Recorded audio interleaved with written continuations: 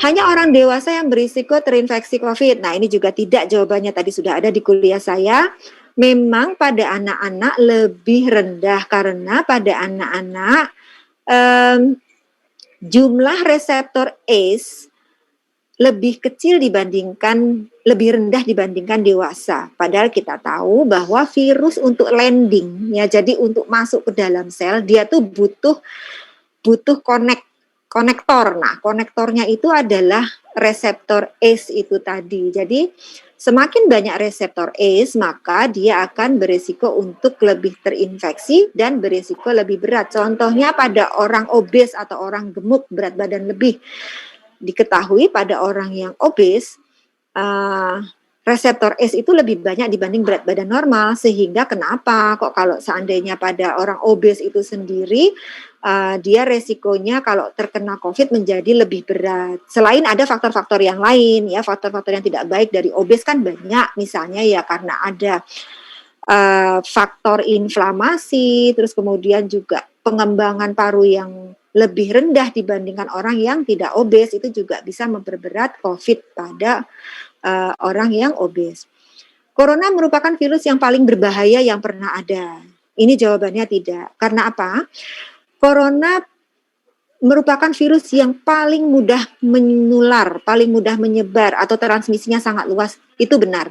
Tetapi apabila dinyatakan paling berbahaya, sampai saat ini tidak ada bukti. Karena apa? Tadi angka kematiannya 2,2%. Sementara untuk MERS-CoV ini juga sama, corona ya, itu kematiannya paling tinggi 32%. Dan untuk SARS ini angka kematiannya di bawah MERS tapi di atasnya COVID, ya, sekitar 9%. Ya, jadi COVID itu tidak paling berbahaya tetapi paling mudah menular.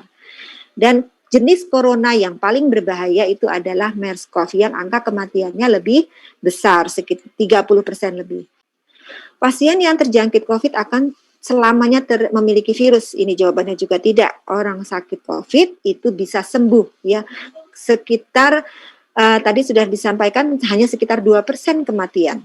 Jadi artinya selebihnya itu adalah sembuh. Ya, jadi 90% lebih itu adalah sembuh, asalkan tidak terlambat untuk datang ke rumah sakit seperti itu. Jadi tidak menunda apabila ada gejala. Jadi segera mendapatkan pengobatan.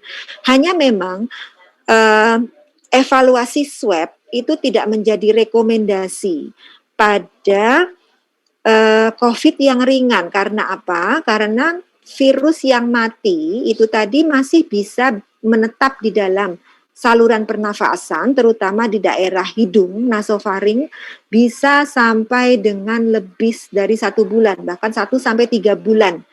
Itu bisa terdeteksi tetapi sudah tidak menular karena dari bukti penelitian ternyata pada COVID ringan yang dilakukan isolasi di rumah, setelah virus itu dikultur 8 hari sudah tidak mampu untuk tumbuh lagi. Jadi artinya virus itu sudah tidak hidup. Oleh karena itu WHO menetapkan masa isolasi adalah 10 hari pada yang tidak bergejala dan 10 ditambah 3 hari bebas gejala untuk yang bergejala ringan.